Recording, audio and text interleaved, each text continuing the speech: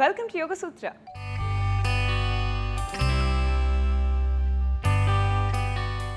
ఇవాళ యోగ సూత్రలో కృష్ణ గారు మనందరికీ ఏ ఆసనం పరిచయం చేయబోతున్నారో చూద్దామా?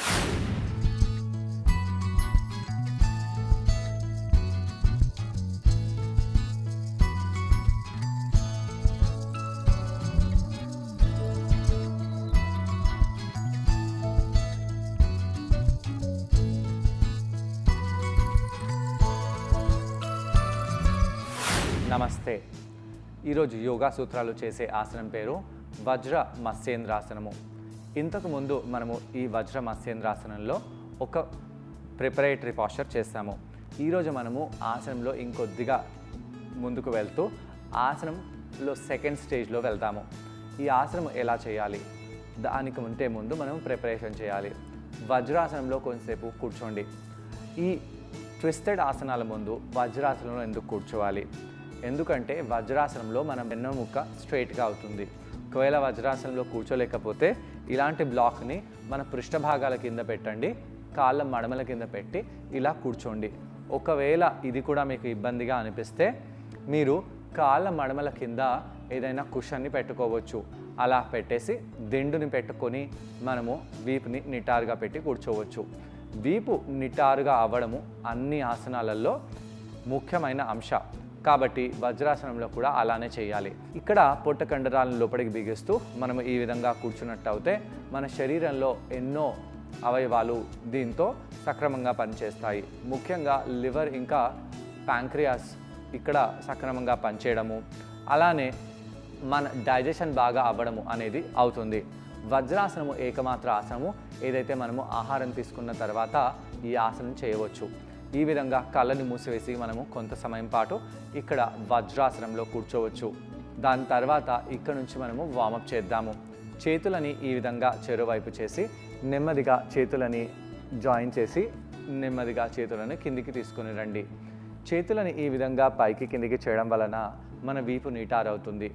ఈ యొక్క వీపు నిటారుగా అవ్వడము మనకు చాలా అవసరము. వీపుని నిటారుగా ఫ్లెక్సిబుల్గా చేయకుండా, స్పేస్ క్రియేట్ చేయకుండా మనము ట్విస్ట్ చేస్తే మన వీపులో క్రాంప్స్ అనేది వస్తాయి.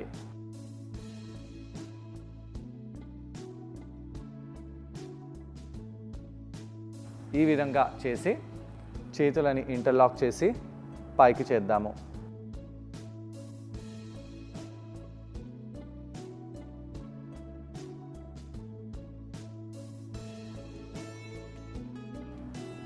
స్లోగా చేతులని రిలీజ్ చేసేయండి.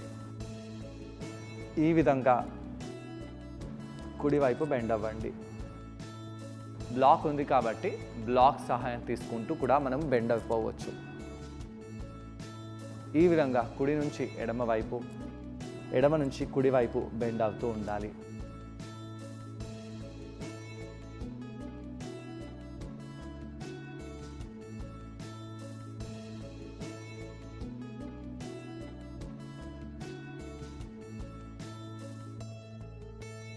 సైడ్లో బెండ్ అయినప్పుడు ఎక్సేల్ చేయడము, నడుములో వచ్చినప్పుడు ఇన్హేల్ చేయడం చేస్తూ ఉండాలి.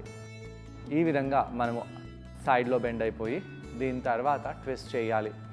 ఈ విధంగా కుడివైపు ట్విస్ట్ అవుదాము. పొట్ట కండరాలను బిగించండి. బిగిస్తూ ఈ విధంగా కుడివైపు ట్విస్ట్ అవ్వాలి.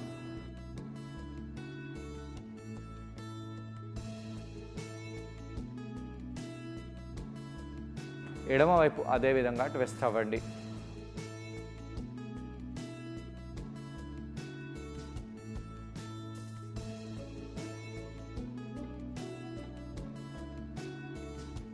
కుడివైపు ట్విస్ట్ అవ్వాలి.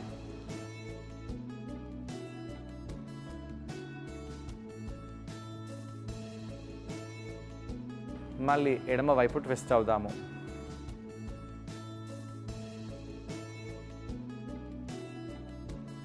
ఈ విధంగా రెండు వైపులా ట్విస్ట్ అయిపోయిన తర్వాత మనము ఈరోజు పాదాన్ని ఇటువైపే పెడుతున్నాము.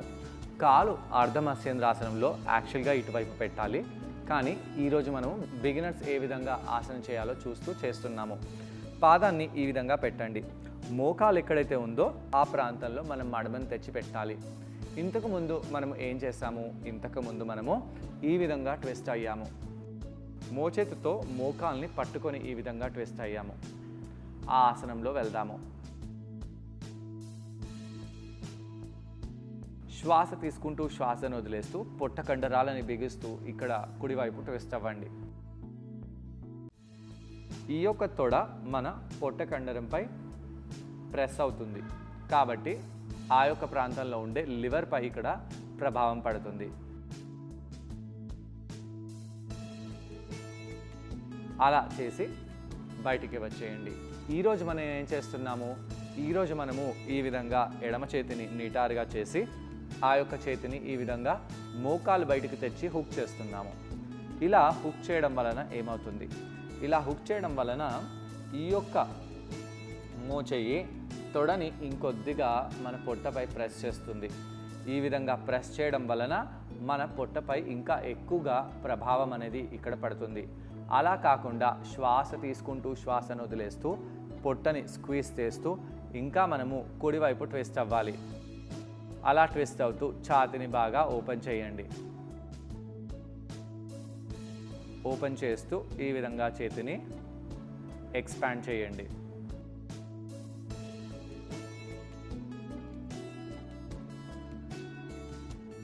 ఇక్కడ కేవలం పొట్టపై ప్రభావం పడమే కాదు, ఈ యొక్క భాగంలో ఉండే కండరాలు, మన భుజం కింద వైపు ఉండే కండరాలపై కూడా ప్రభావం చాలా పడుతుంది.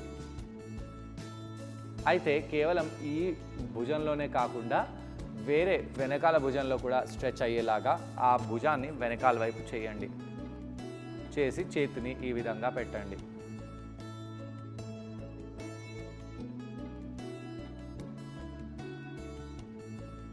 పొట్టలో ఎలా అనిపిస్తుందో గమనిస్తూ పొట్ట కండరాలను బిగిస్తూ ఆసనంలో ఉండి నెమ్మదిగా ఆసనం నుంచి బయటికి అనండి. ఇక్కడ ఇంకా చాలా వేరియేషన్స్ ఉన్నాయి. ఆ యొక్క వేరియేషన్స్ మనము ముందు ఎపిసోడ్స్లో నేర్చుకుందాము. ఇప్పుడు రెండో వైపు చేద్దాము. ఈ విధంగా కుడి పాదాన్ని వెనకాల చేసి ఎడమ పాదాన్ని ముందుకు పెట్టండి. దాని తర్వాత మనము ఈ విధంగా మోకాల్ని పట్టుకొని ట్విస్ట్ అవ్వాలి.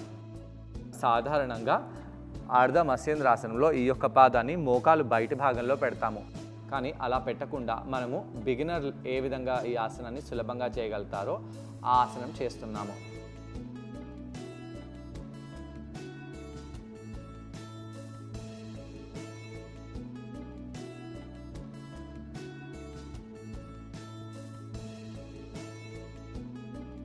దీని తర్వాత మోచేతిని ఈ విధంగా హుక్ చేయండి. హుక్ చేసి హస్తాన్ని ఈ విధంగా ముందు వైపు చూపిస్తూ పెట్టండి. శ్వాస తీసుకుంటూ శ్వాసను వదిలేస్తూ పొట్ట కండరాలను బిగించి ఈ యొక్క కుడి భుజం వెనకాల ఉండే కండరాలు, ఆ భుజం కింద ఉండే కండరాలపై ఎలాంటి ప్రభావం పడుతుందో గమనిస్తూ ఉండాలి. వజ్రాసనంలో కూర్చుంటే మధుమేహ వ్యాధి వాళ్ళకు చాలా మంచిది. అలానే ఈ విధంగా మత్స్యేంద్రాసనం చేస్తే మధుమేహ వ్యాధి వాళ్ళకు ఇంకా మంచిది. ఇక్కడ ప్యాంక్రియాస్పై ప్రభావం పడుతుంది. అయితే వజ్ర మత్స్యేంద్రాసనం చేస్తే ఈ రెండు కాంబినేషన్స్ చేస్తున్నాం కాబట్టి ఈ ఆసనము ఇంకా మేలు చేస్తుంది. ఈ విధంగా చేసి మనము నెమ్మదిగా వజ్రాసనంలో కూర్చోవాలి. ఇన్ని ట్విస్ట్ చేసాం కాబట్టి మనము దీని తర్వాత ఫార్వర్డ్ బెండ్ కంపల్సరీగా చేయాలి. కాబట్టి ఈ విధంగా మనము తొడలను దూరంగా చేసి నెమ్మదిగా ఫార్వర్డ్ బెండ్లో వెళ్తాము. మనము బ్లాక్పై కూర్చొని ఆసనం చేస్తున్నాము కాబట్టి నెమ్మదిగా ఫార్వర్డ్గా బెండ్ అయిపోయి తలని కిందికి చేసి ఈ విధంగా భుజాలని దూరం చేయాలి. అయితే పృష్ఠభాగాల కింద కాకుండా ఈ యొక్క బ్లాక్ కొద్దిగా ముందుకు వచ్చేసి ఉంది. కంప్లీట్గా సపోర్ట్ లేకుండా కాదు, అలానే కంప్లీట్గా సపోర్ట్ చేస్తున్నట్టుగా పెట్టి బ్లాక్ని ఉపయోగించుకోవాలి. ఇక్కడ కొంత సమయం పాటు అలానే ఉండి ఇక్కడే రిలాక్స్ అయిపోండి. మధుమేహ వ్యాధి వాళ్ళు ఇలా ఆసనం చేసిన తర్వాత కొంత సమయం పాటు రిలాక్స్ అవ్వాలి. కానీ మధుమేహ వ్యాధి వాళ్ళు ఇలా చేతులను ముందుకు చేయకుండా పిడికలను ఈ విధంగా బిగించి ఈ విధంగా బెండ్ అవుతే వాళ్ళకు చాలా మేలు కలుగుతుంది. ఈ ఆసనాన్ని ట్రై చేయడానికి నేను కూడా జాయిన్ అవబోతున్నానండి. నన్ను కృష్ణ గారిని చూసి ఈ ఆసనాన్ని మీరు కూడా ట్రై చేయండి. నమస్తే. ఈరోజు యోగా సూత్రాలు చేసే ఆసనం పేరు వజ్ర మత్స్యేంద్రాసనము. ట్విస్ట్ ఆసనాలలో ఈ మత్స్యేంద్రాసనము చాలా చాలా ఇంపార్టెంట్. మధుమేహ వ్యాధి వాళ్ళకు ఈ ఆసనము చాలా ఎక్కువగా ఎఫెక్ట్ చూపిస్తుంది. కాబట్టి వాళ్ళు ఈ ఆసనాన్ని చేయాలి. కేవలం మధుమేహ వ్యాధి వాళ్ళు ఈ ఆసనం చేయడం కాదు, ప్రతి ఒక్కరూ ఈ ఆసనం చేస్తే వాళ్ళకు ఈ ఆసనంతో వచ్చే బెనిఫిట్స్ లభిస్తాయి. ముందుగా మనము వీపుని నిటారుగా చేసి కూర్చుందాము. ఇలా వజ్రాసనంలో కూర్చుందాము. కాబట్టి ఒక బ్లాక్ని మనము పృష్ఠభాగాల కింద పెట్టేసి కాళ్ళని ఇలా వెనకాల చేసి కూర్చోవచ్చు. ఇక్కడ వజ్రాసనంలో ఉన్నాం కాబట్టి రక్త ప్రసరణ బాగా అవుతుంది. వజ్రాసనము ఏకమాత్ర ఆసనము, ఏదైతే భోజనం చేసిన తర్వాత చేయగలుగుతామో. కాబట్టి ఈ ఆసనం మనము తప్పకుండా చేస్తే ఆహారం కూడా జీర్ణం బాగా అవుతుంది. ఆహారం జీర్ణం అయ్యేటప్పుడు ఒకటేసారి షుగర్ లెవెల్స్ పెరిగిపోతుంటాయి. అలా పెరగకుండా కంట్రోల్గా షుగర్ లెవెల్స్ పెరిగేలాగా ఈ ఆసనం మనకు సహకరిస్తుంది. ఈ విధంగా మనము వెన్నుముకని నిటారుగా చేసి వజ్రాసనంలో కూర్చోవాలి. వజ్రాసనంలో కూర్చోవడం వలన మన వెన్నుముక కూడా నిటారుగా అవుతుంది.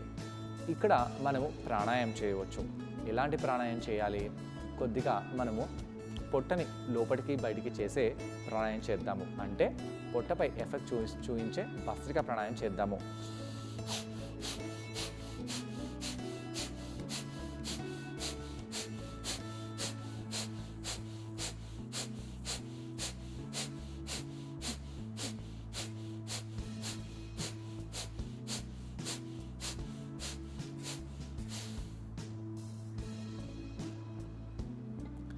ఈ విధంగా పొట్ట కండరాలని లోపలికి బయటికి చేసే ఈ భస్త్రిక ప్రాణాయామం చేద్దాము.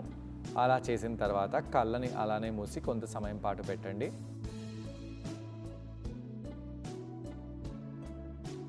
నెమ్మదిగా కళ్ళని తెరవాలి. ఇప్పుడు మనము రెండు చేతులను చెరువు వైపు పెట్టేసి ఆకాశం వైపు చేతులని జోడించుదాము. మళ్ళీ కిందికి తీసుకొచ్చేసేయండి. ఇలా కొన్నిసార్లు చేయాలి. ఈ విధంగా శ్వాస తీసుకుంటూ వదిలేస్తూ చేతులని పైకి కిందికి చేయండి.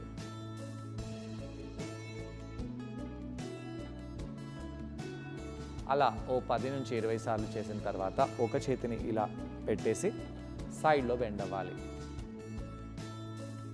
రెండో వైపు కూడా అదే విధంగా బెండ్ అవ్వాలి. ఇలా మొదటి వైపు రెండో వైపు బాగా బెండ్ అవుదాము.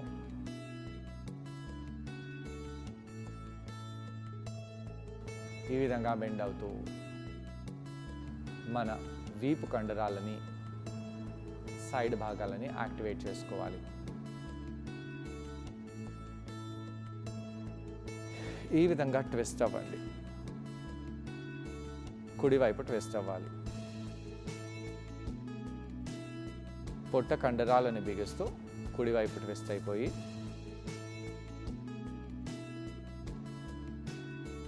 మళ్ళీ అదేవిధంగా ఎడమవైపు ట్విస్ట్ అవుదాము.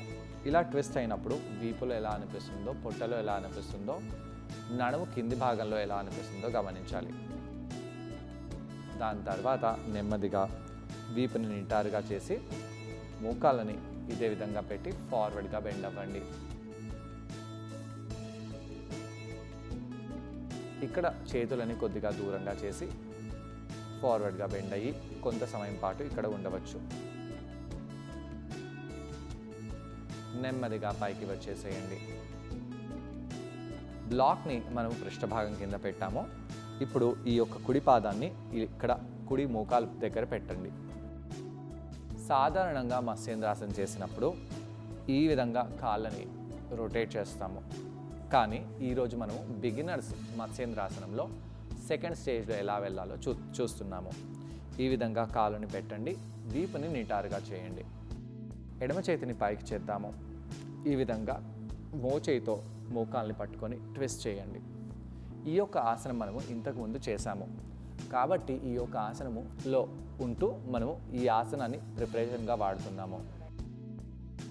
ఇక్కడ వెన్నుముకని కుడివైపు ట్విస్ట్ చేస్తూ పొట్ట కండరాలని లోపలికి బాగా స్క్వీజ్ చేయాలి. నెమ్మదిగా ఆసనం నుంచి బయటికి వచ్చేయండి.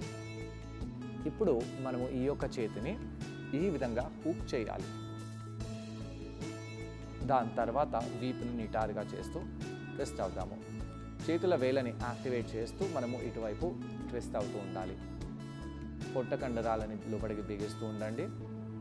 శ్వాస తీసుకుంటూ వదిలేస్తూ ఉండండి.